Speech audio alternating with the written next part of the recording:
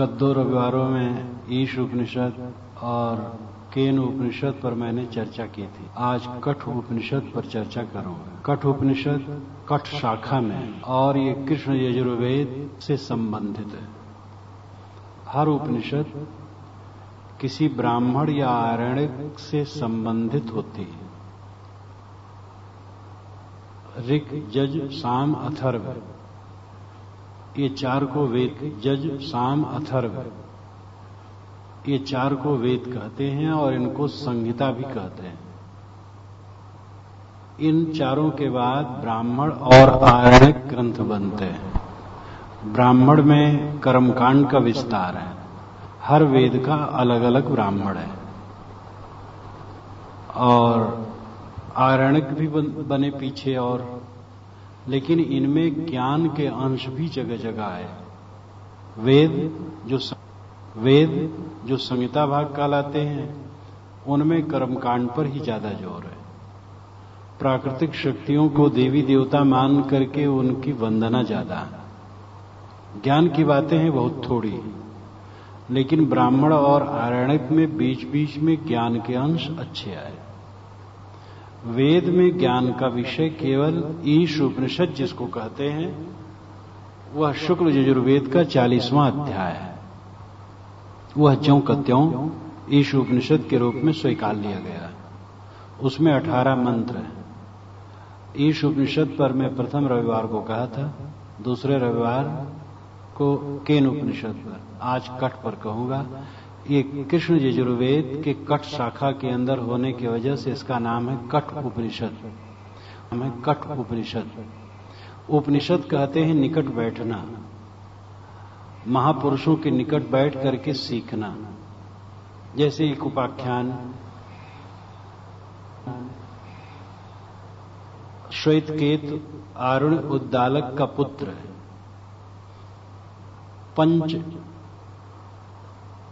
पंचाल देश में ये रहते थे। कुरु और पंचाल देश बहुत प्रसिद्ध हैं, ज्ञान देश बहुत प्रसिद्ध हैं ज्ञान के लिए। उपनिषद काल से लेकर के बौद्ध काल तक कुरु पंचाल देश ज्ञान के लिए बहुत प्रसिद्ध है। कुरु दिल्ली क्षेत्र है और पंचाल कन्नौज क्षेत्र है। उसी पंचाल क्षेत्र में श्वेतकेतु उद्दालक के पुत्र थे, अभी कुमार थे, शिक्षा ले चुके थे, पढ़ चुके थे। प्रवाहण जयवल के पास जाते हैं। प्रवाहण जयवल पंचाल का राजा है। तो जब उनके पास जाते हैं तो राजा पूछता है कि तुमने शिक्षा ग्रहण कर ली पिता से? कि हाँ भगवान, मैंने ग्रहण कर ली। तो उसने 5 प्रश्न पूछे।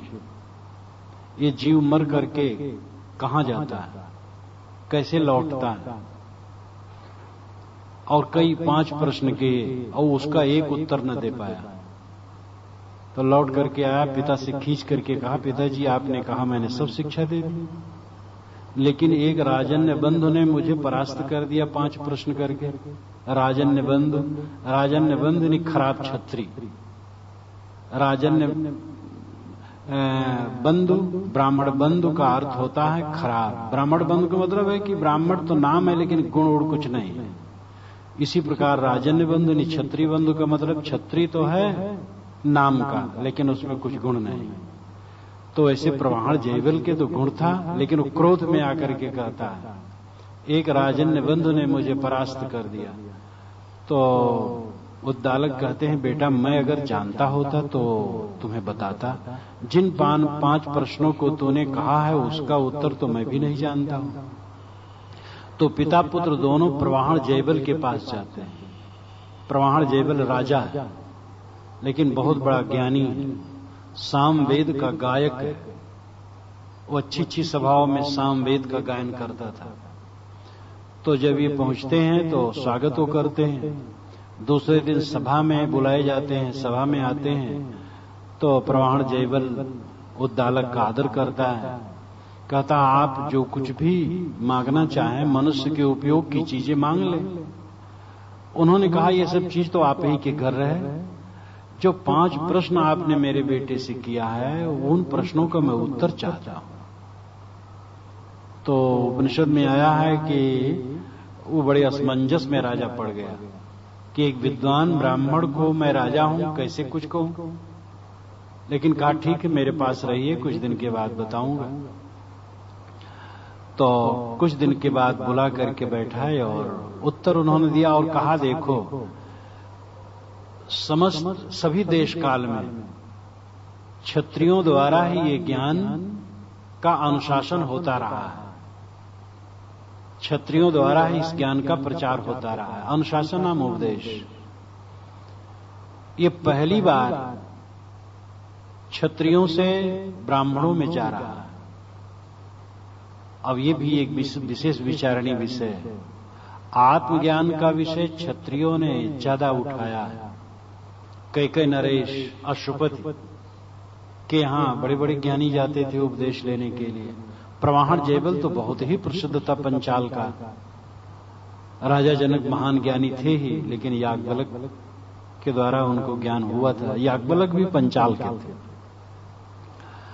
तो उपनिषद जैसे कि प्रवाहण जयबल के पास उद्दालक जाते हैं, याज्ञवल्क के पास जनक जाते हैं, और उद्दालक के पास श्वेतकेतु जाते हैं। उनके पास बैठते हैं, सेवा करते हैं, उपासना करते हैं और ज्ञान ग्रहण करते हैं। इसलिए उपनिषद नाम पड़ा निकट बैठना, गुरुजनों के निकट बैठ करके सेवा शुश्रूषा करके ज्ञान प्राप्त करना। तो कठ उपनिषद आज का विषय है। कठ उपनिषद में एक कहानी है। वो पूरी कहानी में ही सारे ज्ञान की बात कही गई है। वाजस्रवस एक ब्राह्मण है, उनका नाम है वाजस्रवस, और वह गोदान कर रहे हैं। तो खूब गायें लाई गई हैं दान करने के लिए। और वो गायें कैसी हैं? इतनी बूढ़ी हैं, इतनी दुबली हैं कि चारा नहीं चर सकती हैं ठीक से। तो गोबर वो ठीक से कैसे दे सकती हैं? बच्चा देना तो संभव ही नहीं है, फिर दूध कहां से आएगा?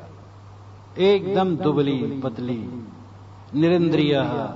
उपनिषद में कहा गया नहीं इंद्री ही जिसकी सूख गई, तो आगे वो बच्चा कैसे दे? उसका एक लड़का है नचकेता, वाजस्रवस का एक लड़का है नचकेता। नचकेता भी जवान नहीं हुआ, कुमार है।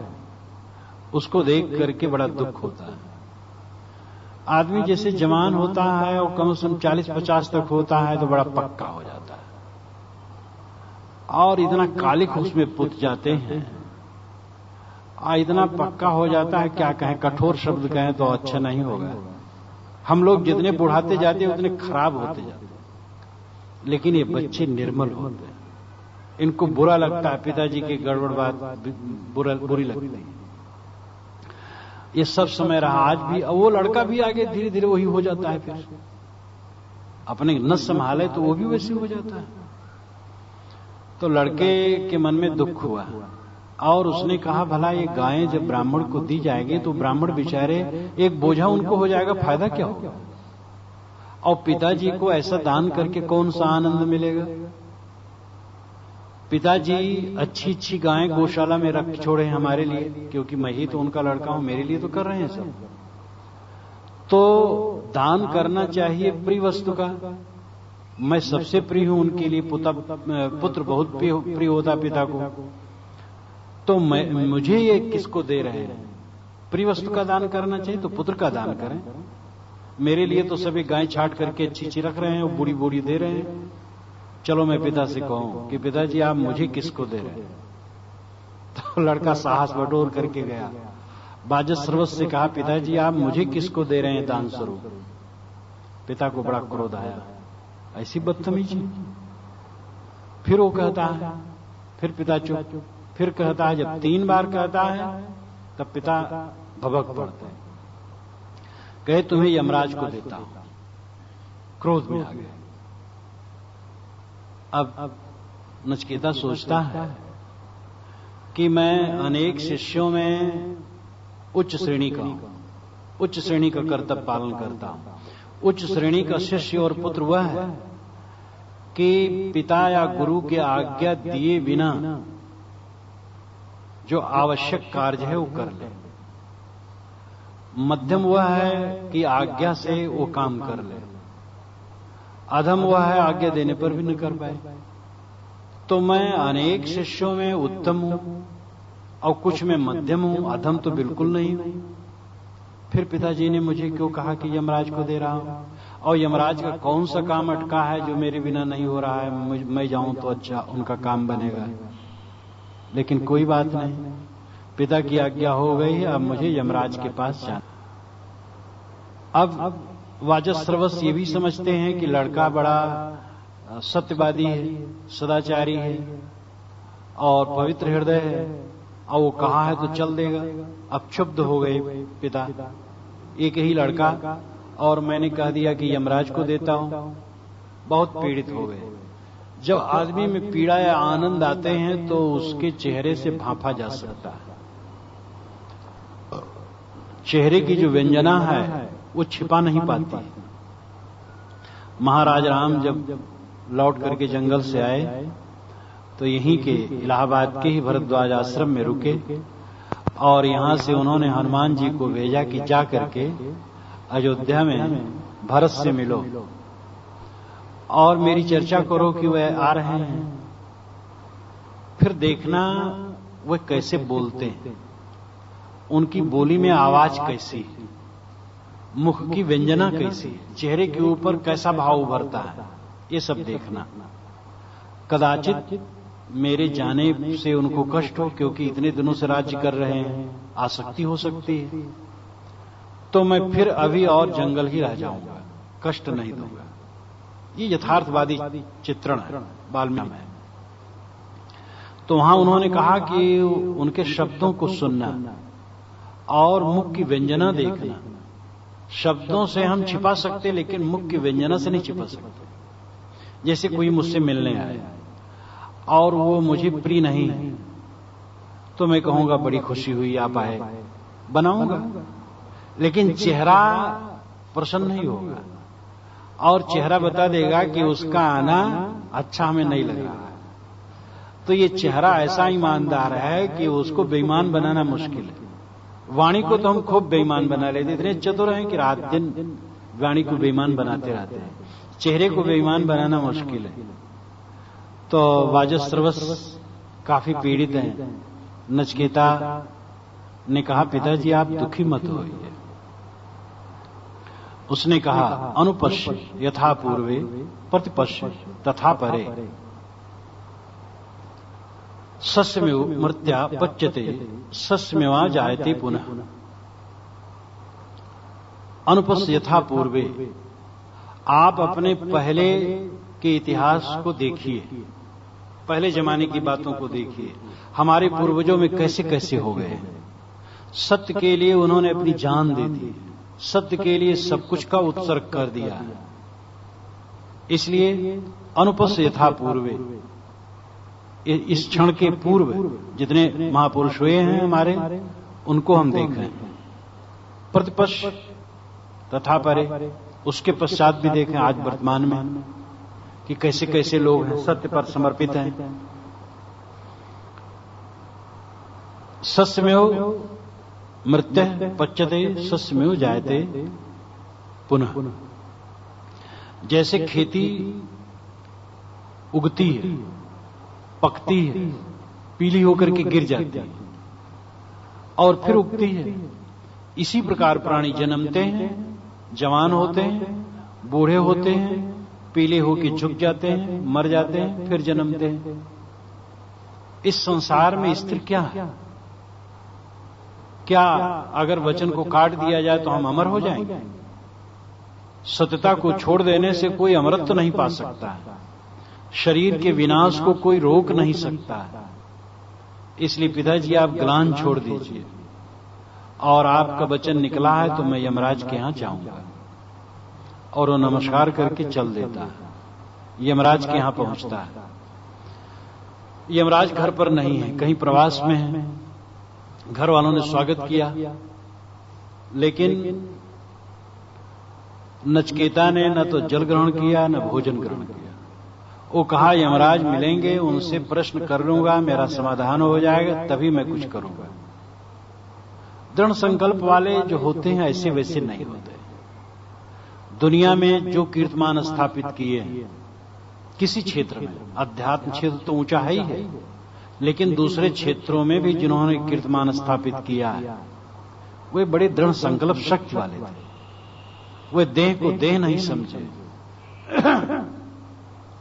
3 दिन के बाद जब यमराज आए, उनके घर वालों ने बताया, गया जाकर के उन्होंने स्वागत किया और कहा आप 3 दिन हमारे यहां बिना खाए पिए रहे, मुझे बड़ा खेद हुआ और मैं 3 बार आपको दूंगा, जो इच्छा हो 3 बार मांग लीजिए।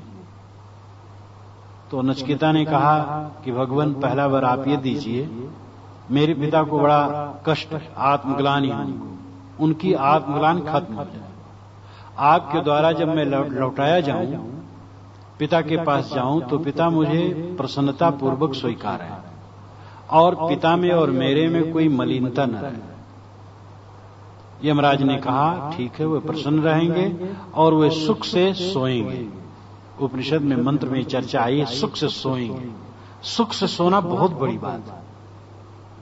जिसका मन ठीक होगा वही सुख से सो पाएगा, लेकिन नहीं तो सुख से लोग सो नहीं पाते, करवटे बदलते रहते। और वो क्यों बदलते रहते हैं? बस मन पाजी, ये मन बनिया बांध न छोड़े। मन बनिया ठीक से समझ ले तो बस आनंद है, आनंद है।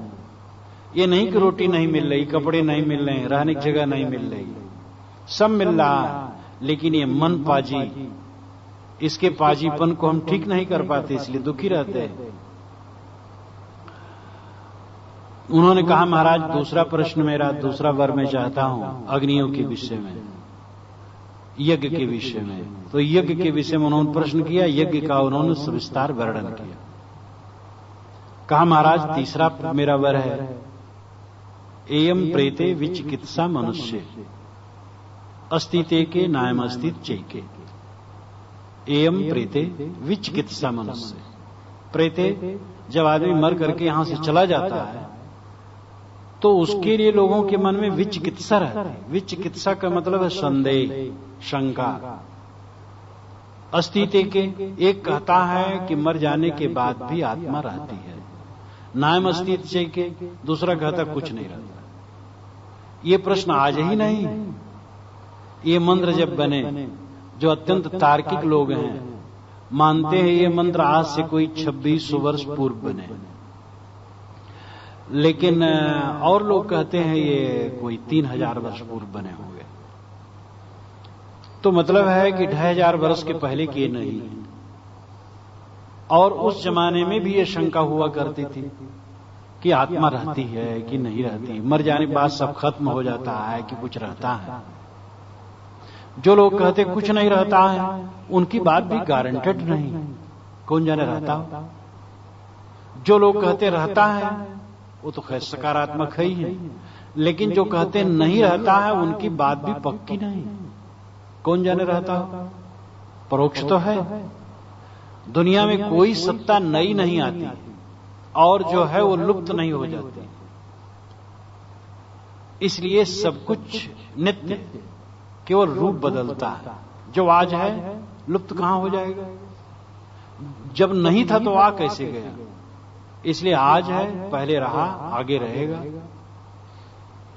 परंतु नचिकेता कहते महाराज 2 प्रकार के विचार लोगों के मन में उठते रहते, विचिकित्सा, संदेह, शंका। अस्तित्व के नाम अस्तित्व चैके।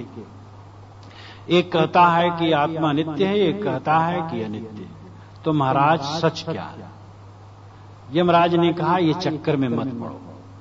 ये प्रश्न पहले देवताओं को भी सूझी थी और वह हल करना चाहे नहीं हल कर सके, और इसको छोड़ दो, तुम स्वर्ग ले लो। ऐसे ऐसे पुत्र पौत्र ले लो जिनके 100 वर्ष की उम्र हो। 100 वर्ष की उम्र ही उपनिषद में सूझती और वेदों में भी। ये तो पुराणों में लाखों करोड़ों अरबों वर्ष सूझती।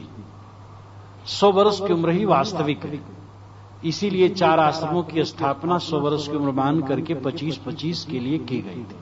ब्रह्मचर्य, गृहस्थ, वानप्रस्थ, संन्यास, ये 25-25 वर्ष एक एक आश्रम में 100 वर्ष मान करके किया गया था। तो 100 वर्ष जीने वाले पुत्र पौत्रों को ले लो, खूब धन ले लो, विशाल पृथ्वी ले लो, रथ हाथी घोड़े बाजे गाजे ले लो, समस्त ऐश्वर्य ले लो, ऐसी स्त्रियों को मांग लो मैं दे दूं जो दुनिया में मनुष्यों को सुलभ नहीं। लेकिन तुम ये मत पूछो कि मर जाने के बाद आत्मा रहती है कि नहीं रहती। तो नचिकेता ने कहा महाराज ये तो इन सब वार्ताओं से तो ये प्रश्न और रहस्यमय हो गया है, अब इसके समान तो मुझे और कुछ नहीं लगता, यही मुझे बताइए। यमराज ने कहा अगर इन सब स्वर्ग के सुखों के समान तुम अपने वर को समझते हो तो स्वर्ग को ही मांगो। तो ये और एक व्यंग हो गया। नचिकेता ने कहा महाराज ये सब मैं इसको नहीं इतना अच्छा नहीं मानता हूं, ये तो मर जाने के बाद सब। नचिकेता ने कहा शोभावा यदंत इंद्रियाणाम तेज अवसर्वम जीवत मल्पमेव तवै वाहास्तो नृत्य गीते। शोभावा, शोभावा नाम क्षण, क्षण ही में जो मिट जाए दुनिया की सारी चीजें स्वभावा। और ये सारे भोग इंद्रियों को तेजहीन बनाते हैं, जीर्ण बनाते हैं। आदमी जितना भोगों में लगता है उतना उसका विवेक ठंडा होता है। मोह, काम, लोभ, ईर्षा, ममता, इंद्रियों के भोग में और विकारों में हम जितने लगेंगे हमारा मन उतना विकारी होगा और उतना तेजहीन होगा, इंद्रियां सख्त होगी।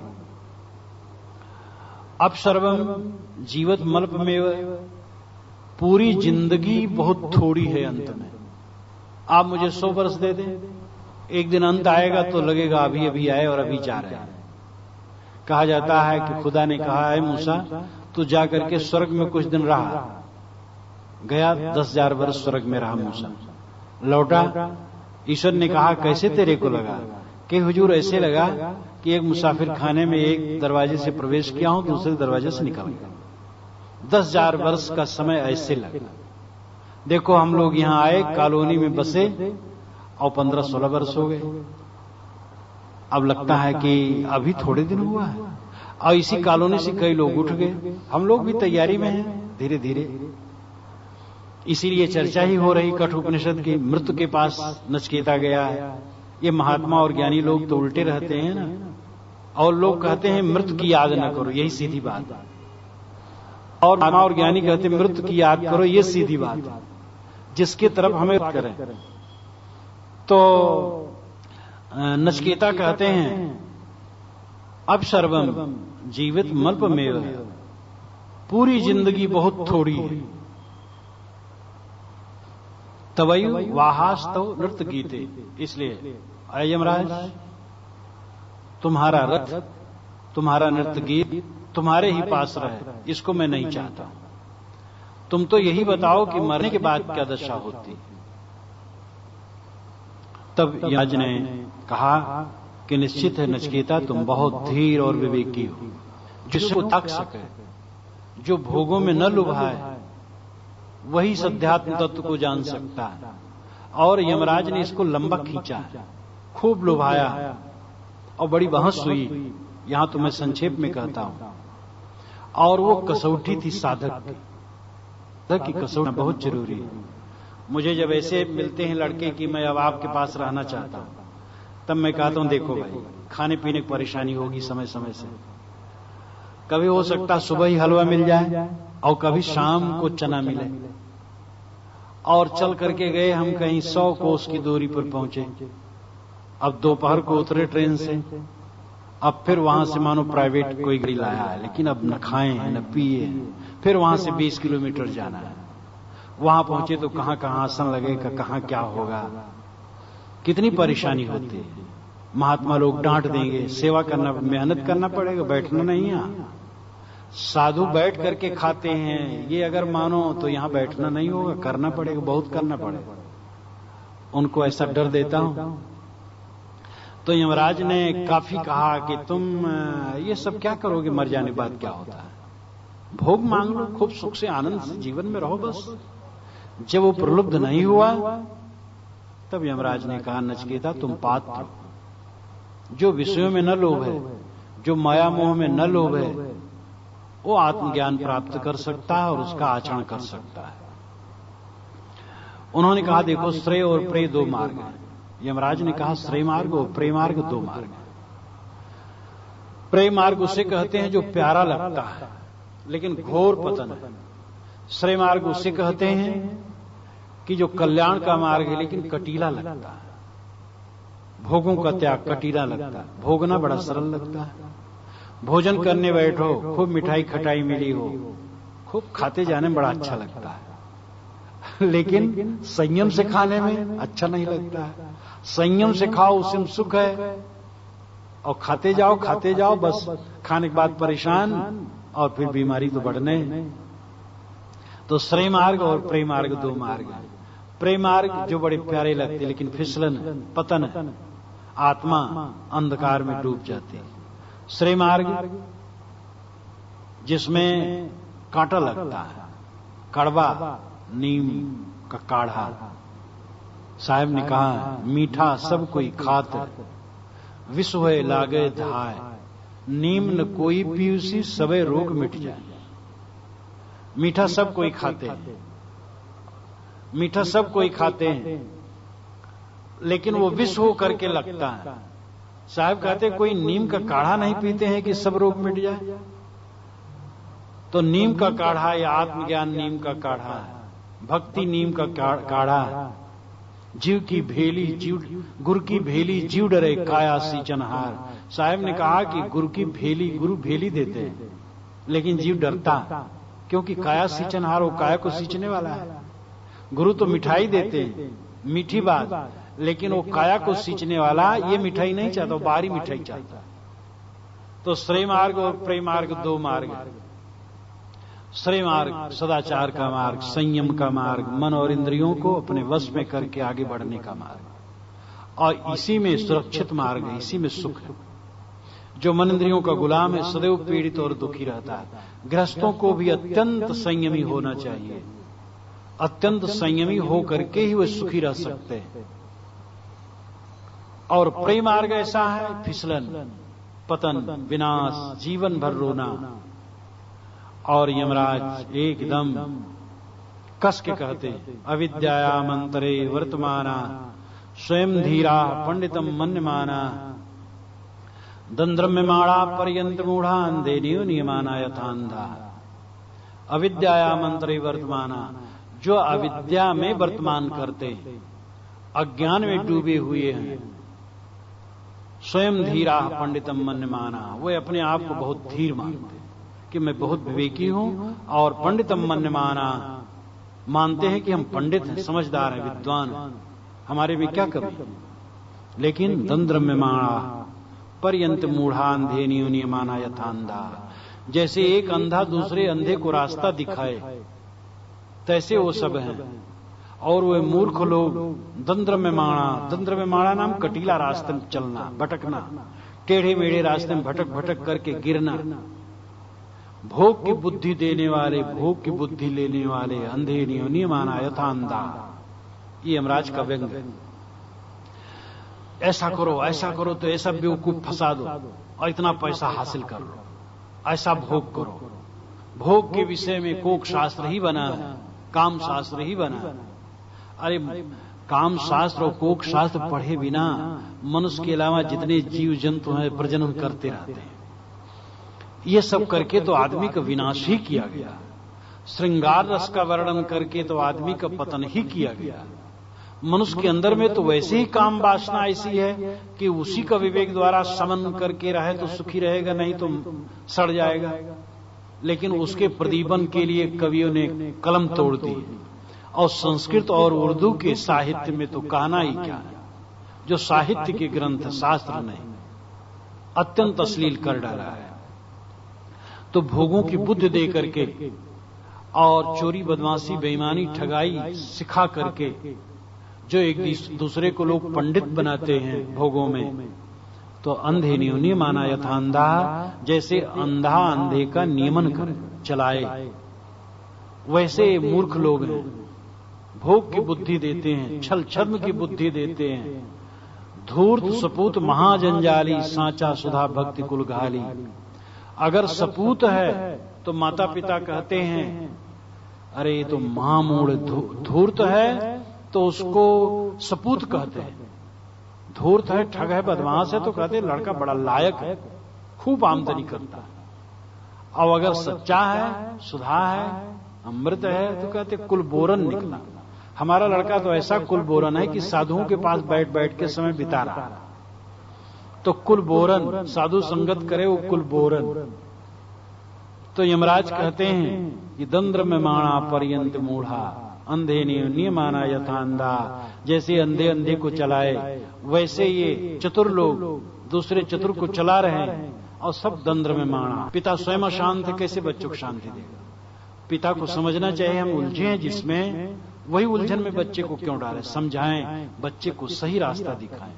यहां सही रास्ता दिखाने मतलब कोई बैरागी बनाना नहीं। बैरागी कोई किसी को बना नहीं सकता है, वो किसी किसी पूर्व जन्मों का संस्कार होता है, वो हो जाता है। मेरे कहने का अर्थ है अपने बच्चे को सदाचारी बनाओ, संयमी बनाओ, ब्रह्मचारी बनाओ। बहुत दिन ब्रह्मचर्य के बाद तब शादी हो, शादी के बाद भी ब्रह्मचर्य की शिक्षा दो और स्वयं भी ब्रह्मचारी रहो। जब बच्चे हो गए तो ब्रह्मचारी बनो, संयम से रहो, ईमानदारी से रहो, सदाचार से रहो। ये सब की सीख देनी चाहिए। तो ये सब कर्तव्य न करने स्वयं आप दुखी है, बच्चों को भी दुखी बनाते हैं। तो अंधे नहीं माना यथा अंधा। यमराज कहते हैं कि यह जो अध्यात्म का विषय है बड़ा उच्च और गूढ़ और सूक्ष्म है। शरणाप बहुभिर्यो न लभ्य शृण्वन्तो बहु यम न विद्दु आश्चर्यो वक्ता कुशलो अस्य लब्धा आश्चर्यो ज्ञाता कुशलानुशिष्ट।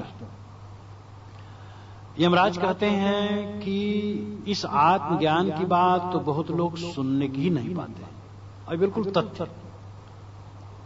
श्रवणायाप बहुर्भ्यो न लभ्य। बहुत लोग आत्मज्ञान की तो चर्चा ही जीवन में सुनने की ही नहीं पाते। कितने लोग आत्मज्ञान की बात चर्चा सुनने के पाते हैं?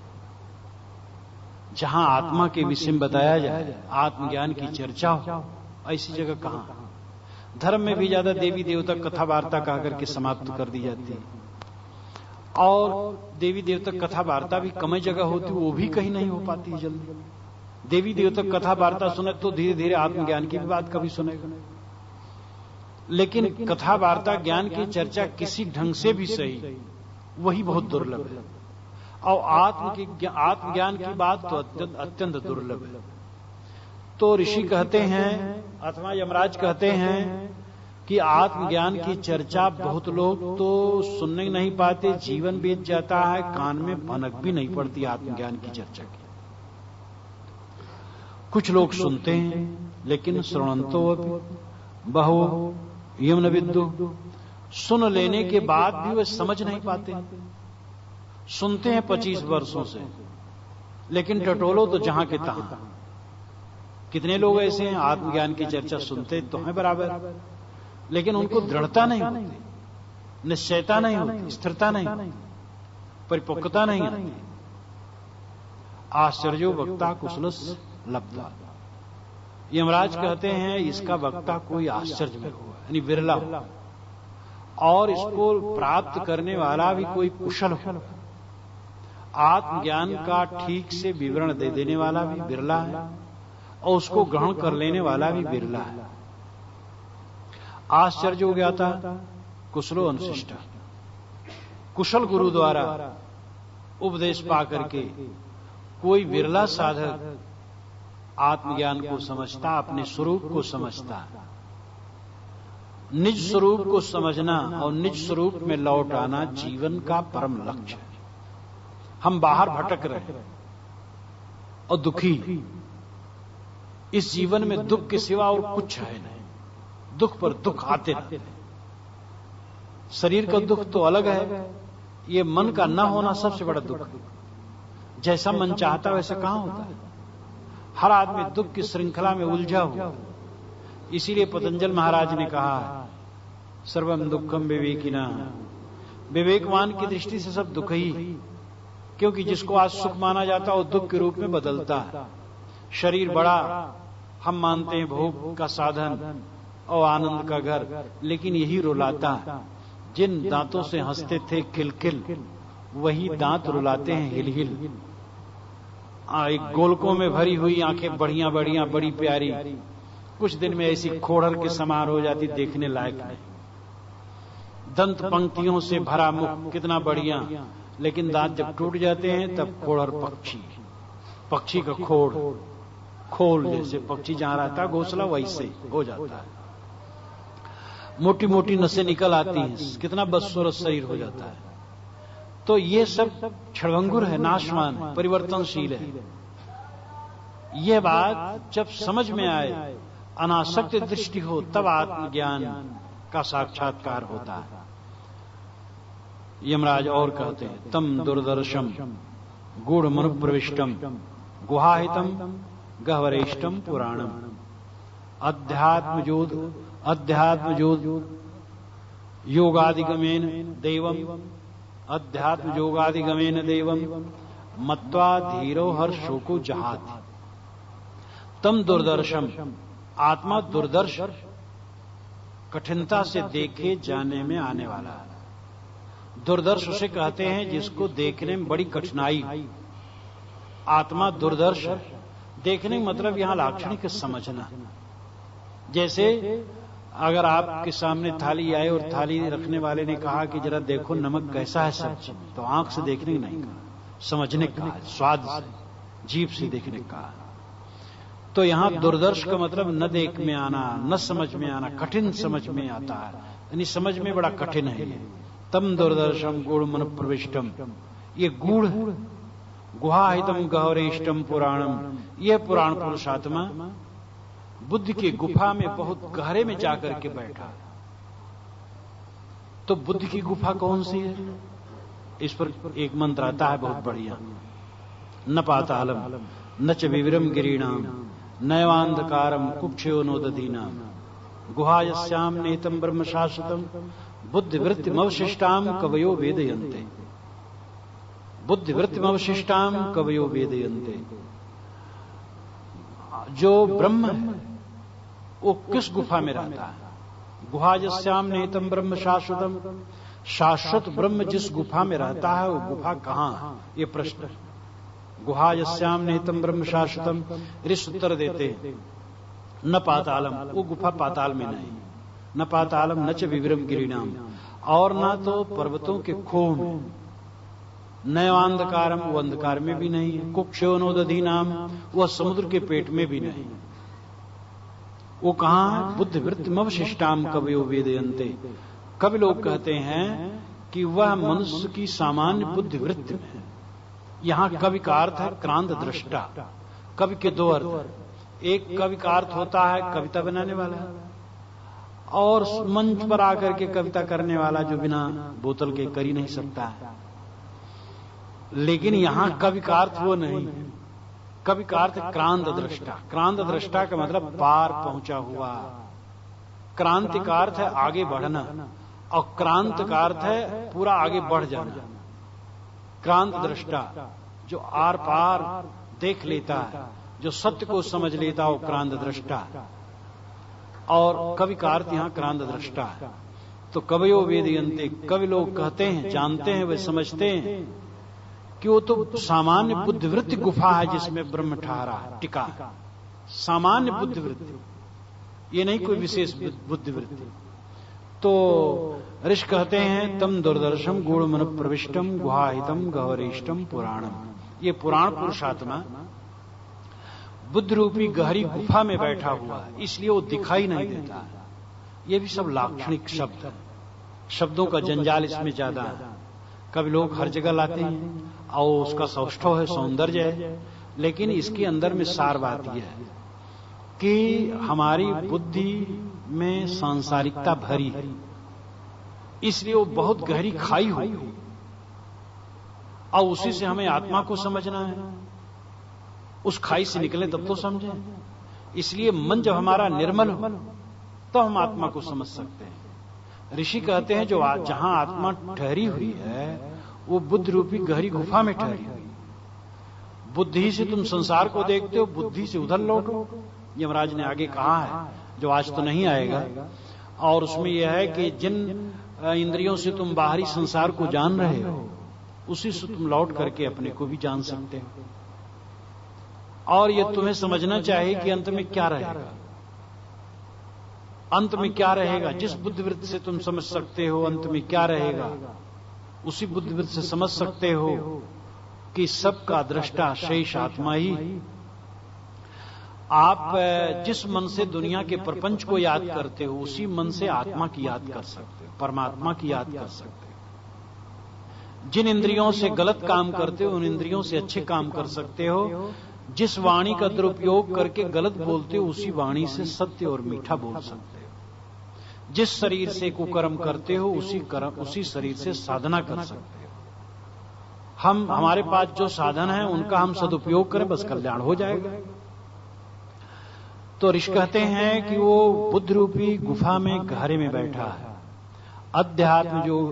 अध्यात्म योगादिगमेन देवम मत्वा धीरो हर्षो को जहाद।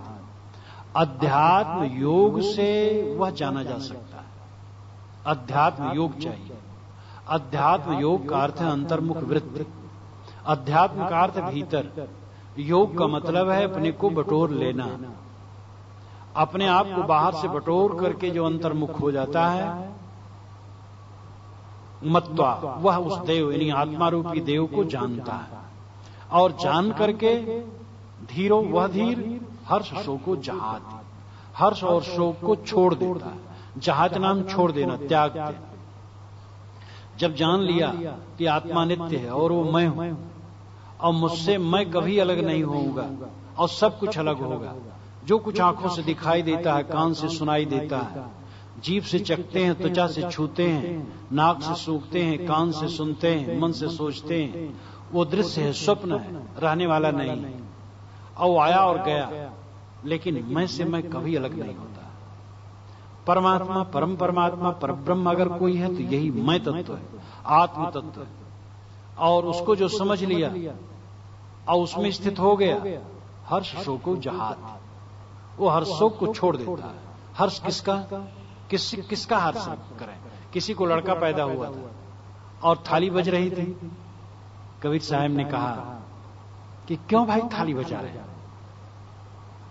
आवन जावन हो रहा जो कीड़ी का नाल। ये तो चींटियों की पंक्ति है, चींटियां आ जा रही हैं, जीव आ रहे हैं, जा रहे हैं, देह धर रहे हैं, छोड़ रहे हैं। बेटा जाए का हुआ, कहा बजावे थाल, आवन जावन हो रहा जो कीड़ी को नाल।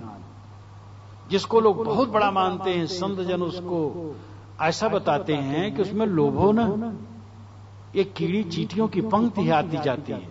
बच्चे आए गए, जिन बच्चों को देख करके तुम्हें बड़ा हर्ष होता है, आज से 10 वर्ष के बाद आप सोचेंगे कि बच्चा वहीं रहे, यहां सामने न आए। आपके मन में वितृष्णा होगी, क्योंकि पत्नी वाला होगा, बच्चा वाला होगा, अलग इच्छा वाला होगा, आप दुखी होंगे। तो हर्ष, जिसमें हम हर्ष करते हैं, शोक उसी में पीछे आता है। इसलिए पहले ही गुणातीत होने की जरूरत है। हर्ष शोको जहाद। हर्ष किसका करे, कौन सी चीज स्थिर है, सब क्षणिक है। और शोक किसका करे, शोक भी तो आगम अपाई, ये भी रहने वाला नहीं। तो जब आत्मा को साधक समझ लेता है, तो ऋषि कहते हैं हर्ष शोको जहाद, हर्ष और शोक से ऊपर उठ जाता है। एतत् श्रुत्वा संप्रगृह मृत्य परवरी धर्मानुमणु मेत माप्य सामोदते मोदनीयम हि लब्ध्वा विवृत्तम सद्म नचिकेतसम मन्य। एतत् श्रुत्वा संप्रगृह मृत्य, मृत्य कहते हैं जो मरण धर्मा, ये मनुष्य मरण धर्मा है। ऋषि लोग मनुष्य को मृत्य ज्यादा कहते हैं। मनुष्य मृत्य, मरणशील है, इसलिए मृत्य शब्द मनुष्य के लिए काफी प्रयोग हुआ है। तो ये जो मरणशील आदमी है, अर्थात आदमी है, एतत् श्रुत्वा संप्रगृह, इसको सुन करके, इस आत्मा के ज्ञान को बात सुन करके जब उसको ग्रहण करता है, और परवरी फिर उसको अपनी आत्मा को निकाल लेता है। संप्रगृह और प्रवृत्ति। संप्रगृह यानी समझ लेना, ग्रहण कर लेना, और प्रवृत्ति का मतलब निकाल लेना। जैसे मुझ में से सीख निकाल लिया जाता है, तैसे इन ज्ञान की बातों को सुन करके, आत्मज्ञान की चर्चा को सुन करके जो साधक उसको ग्रहण कर लेता है और अपनी आत्मा को देह में से विवेक द्वारा वैसे निकाल लेता है जैसे मुझ में से सीख, तो धर्मम अणु मेद मप, वो जो सूक्ष्म धर्म वाला है आत्मा, अत्यंत अणु, बहुत सूक्ष्म है, उसे प्राप्त कर लेता है। सा मोदते मोदनीयम ही लब्ध्वा, सा मोदते मोदनीयम ही लब्ध्वा, वह आत्मज्ञान को प्राप्त करके जो आनंदमय है, सदैव आनंदित रहता है। मोदते मोदनीयम, जो मोदनीय है उसको पाकर के आदमी मुदित हो जाता है। आनंदित वस्तु, आनंदप्रद वस्तु पाकर के ही तो आनंद होगा। दुनिया में कहीं आनंद नहीं।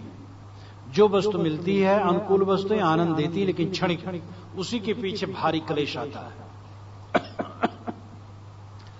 जो वस्तु निरंतर आनंद दे, कभी क्लेश न दे, वह केवल एक आत्मा है, निज स्वरूप है, जिसको गोस्वामी जी ने भी कहा, जीव पाओ निज सहज स्वरूप, मम दर्शन फल परम अनुपा, जीव पाओ निज सहज स्वरूप, कर्म की हो ही स्वरूप ही चीने। तो निज स्वरूप को जान करके, जो अपनी आत्मा को समझ करके स्थित हो गया, तो ऋषि कहते सा मोदते मोदनीयम ही लब्ध्वा, आत्मलाभ करके जो आनंदमय आत्मा है उसको प्राप्त करके सदैव आनंदित रहता है। विवृत्तम सद नचकेतसम मन्ये, अय नचकेता, मैं उसके लिए मानता हूं कि मोक्ष का धाम खुला है। विवृत्तम, विवृत्त का मतलब खुल जाना, फाटक कोई लगा हो, खुल गया, विवृत्त हो गया। सद्म, सद्म कहते हैं धाम, घर को। मोक्ष का धाम मानो उसके लिए खुल गया, जो अध्यात्म योग द्वारा, यानी अपने को बाहर से समेट करके अंतर्मुखता द्वारा, और अपने आप को मुझ में से सीख निकाल लेने के समान देहाभिमान में से निकाल लिया, जो बारंबार ये सोचता मैं देह नहीं हूं, मैं शुद्ध चैतन्य हूं, देह तो नश्वर है, मैं अविनाशी हूं, इस प्रकार जो समझता है निरंतर आनंदित रहता है।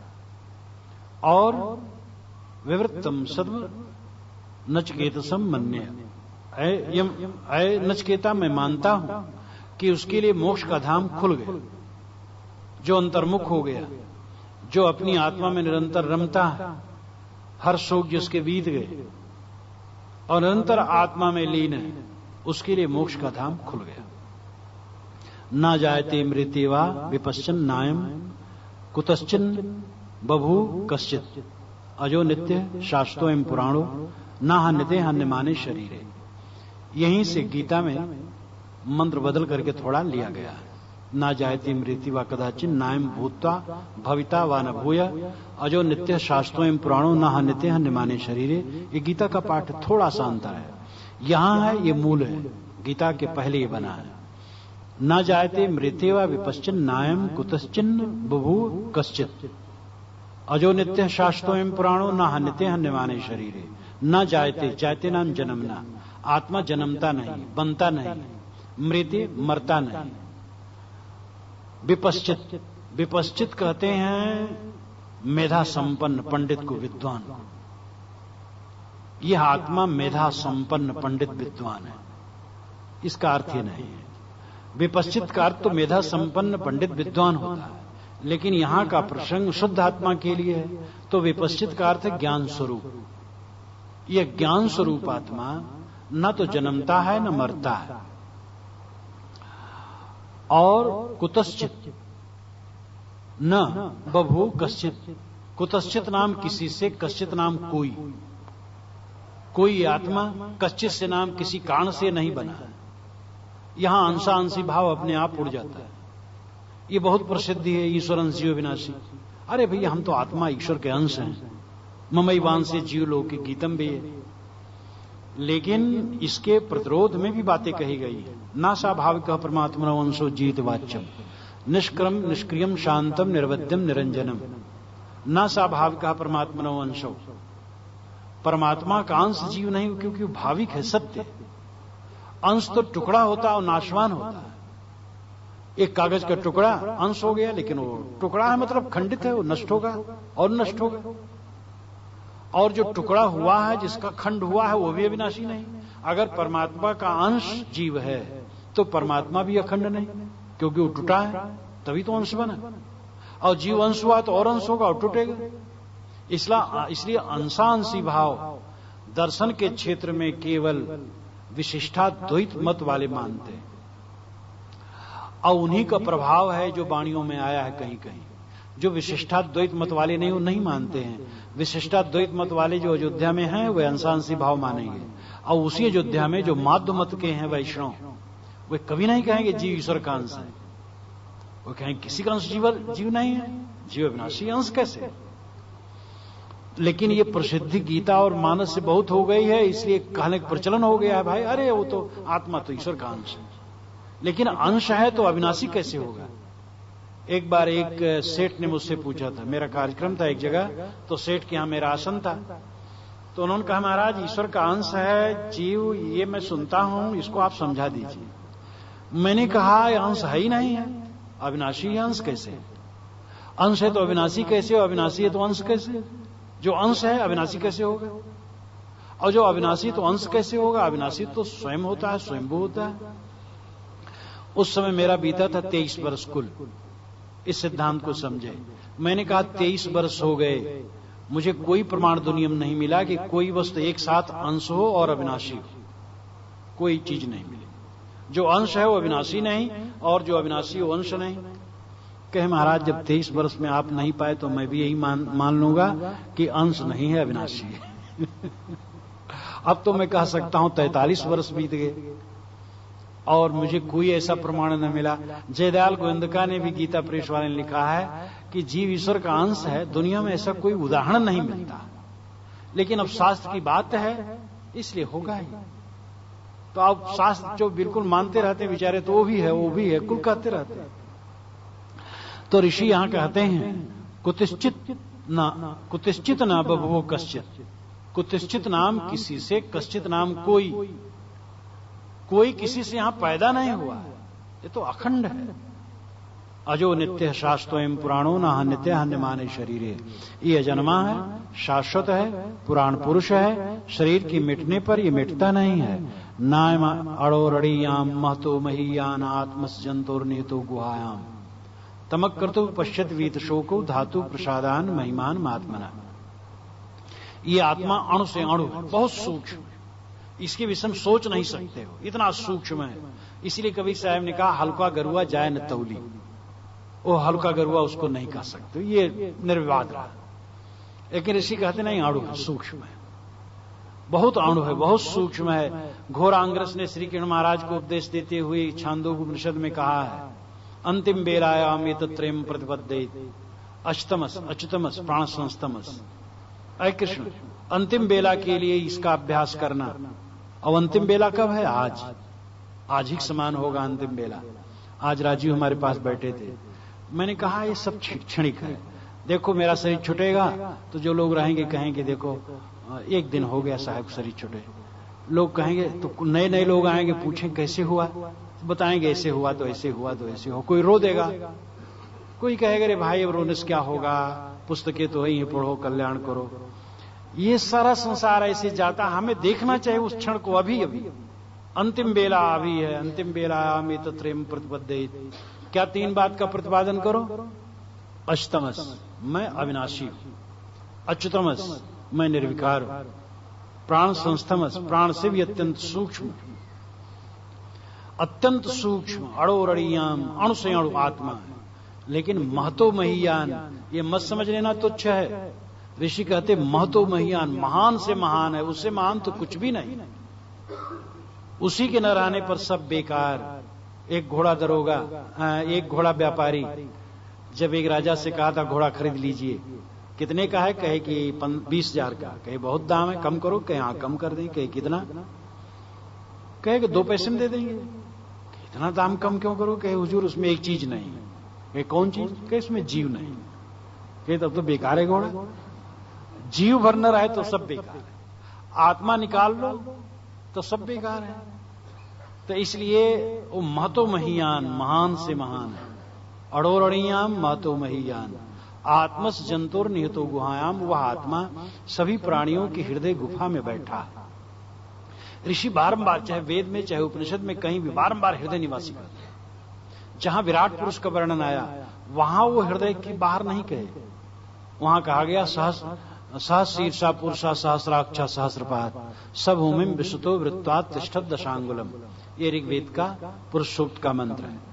उसके हजारों मुख, ग्रीवा इत्यादि हैं, हाथ पैर हैं, और उस सब तरफ व्याप्त करके 10 अंगुल ऊपर बैठा है। यानी नाभि से नापो तो 10 अंगुल ऊपर ये हृदय आता है, वो हृदय में बैठा है। बारंबार हृदय की बात आती है। कबीर साहब और निर्गुणी धारा के संत तो बारंबार हृदय ही में बताते रहते हैं। और हृदय निवासी को छोड़ करके आप पाएंगे कहां? स्वामी दयानंद सरस्वती ने भी कहा ईश्वर सब जगह है, लेकिन उपासना हृदय ही में संभव है। जो हृदय में ईश्वर है उसी की उपासना संभव है। सब जगह हम विश्वास करते हैं, केवल विश्वास, ये अनुमान, लेकिन हृदय में है ये अनुभव करते हैं। ये विश्वास नहीं, अनुमान नहीं, अनुभव है। तो ऋषि कहते हैं अड़ोर अड़ियाम महतो महियान आत्मस जंतुर निहितो गुहायाम तमक्रतु पश्यति वीत शोको धातु प्रसादान महिमान महात्मना। इसको कौन पश्यत, कौन देखता? आत्मा का साक्षात्कार कौन करता है? तो ऋषि कहते हैं अकृत और वीत शोक। अकृत कहते हैं कर्म प्रपंचों से ऊपर उठ जाने वाला। दुनियादारी में हरदम पड़े न रहो, गोरख धंधे में रात दिन लगे, रात दिन लगे। 1 घंटा निकालो भजन साधन के लिए, बैठो, सत्संग में जाओ, स्वाध्याय करो। बस लोन तेल लकड़ी चक्कर में रात दिन, और लोन तेल लकड़ी नहीं, प्रपंच, बकवास, दुनिया भर का बकवास। तो इसलिए अपने समय को निकालो, अकृत हो, समय निकाल करके कुछ समय साधना में लगाओ। और वीत शोक, दुनिया के घात प्रतिघात में व्याकुल न हो। सब आता है जाता, कुछ रहता नहीं। बचपन से आज तक जितने सुख दुख आए कहां? ये आज के कहां रहे? सब सपना हो जाए, कुछ नहीं रहे। इसलिए अशोक हो, शोक मुक्त हो। तमक्रतु पश्यति वीत शोको धातु प्रसादान महिमान महात्मना। धातु के प्रसाद होने पर आत्मा अपनी महिमा में प्रतिष्ठित हो जाती है। धातु प्रसादात महिमानम आत्मना। यह आत्मा अपनी महिमा में प्रतिष्ठित हो जाती है। स्वामी शंकराचार्य ने इस मंत्र का भाष्य करते हुए बताया है धातु का मतलब जो धारण करे। इंद्रिय और मन शरीर को धारण करते हैं, इसलिए इंद्रिय मन धातु। और ये जब शुद्ध हो जाते हैं तब आत्मा अपने पद में प्रतिष्ठित हो जाता है। मन शुद्ध हो गया, इंद्रियां शुद्ध हो गई, तो आत्मा अपने स्वरूप में स्थित हो गया। स्वामी शंकर भी अपने भाष्य में बारंबार कहते अहम अस्मीत, अहम अस्मीत। वो तो जान लिया कि ये मैं ही हूं, ये मैं ही हूं। और जो जान लिया अहम अस्मीत, मैं ही हूं, वो क्यों दुखी होगा, क्यों शोकित होगा? जो जान लिया परमात्मा बाहर नहीं, वो तो मेरा स्वरूप ही है, वो दुखी क्यों होगा? जो परमात्मा को पाना चाहता और सोचता कहीं है, वो भटके। और जो समझता है वो तो निज स्वरूप ही है। अनुराग जो निज रूप जो जगते विलक्षण देखिए, ये गोस्वामी जी भी कहते जो अलग मानने वाले हैं। अनुराग जो निज रूप जो जगते विलक्षण देखिए, संतोष सम शीतल सदा दम देहवंत न पेकिए, निर्मल निरामय एक रस ते हर शोक न व्यापई, त्रैलोक्य पावन सो सदा जाकी दशा ऐसी भई। ये गोस्वामी जी ने कवितावली में कहा है। जो अपने आत्मा में रमने लगे, हर शोक से पार हो गए, मन विकारों से पार हो गए, त्रैलोक्य पावन हैं, और फिर उससे दुख कहां है? तो धातु प्रसादान महिमान महात्मना। जिसका चित्त शुद्ध हो गया, इंद्रियां शुद्ध हो गई, आत्मा अपनी महिमा में प्रतिष्ठित हो गया। आचार्य, कठ उपनिषद के आचार्य अथवा कठ उपनिषद के जो मुख्य पात्र हैं, उन पात्रों में यमाचार्य, यमराज नचकेता को उपदेश देते हुए कहते हैं, अय नचकेता, जिसके विषय में तू पूछता है, एयम प्रेते विचिकित्सा मनुष्य अस्तित्व के नाम अस्तित्व चैके। मर जाने के बाद आदमी कहां जाता है, जीव कहां जाता है? कोई कहता है रहता है, कोई कहता नहीं रहता है। उसका मैं उत्तर देता हूं, ये आत्मा नित्य है, अमर है, अजर है, ये किसी से हुआ नहीं है और मिटेगा नहीं। ये सब के अंदर में बैठा वही तू है। उस अपनी आत्मा को समझ और आत्म साक्षात्कार के लिए इंद्रिय और मन की शुद्ध, बाहर से लौट करके अंतर्मुख होना जरूरी है। और इसके लिए उपासना, भक्ति, सदाचार, ये सब उसके आनुषंगिक साधन है। बस यहीं पर मैं विराम लेता हूं।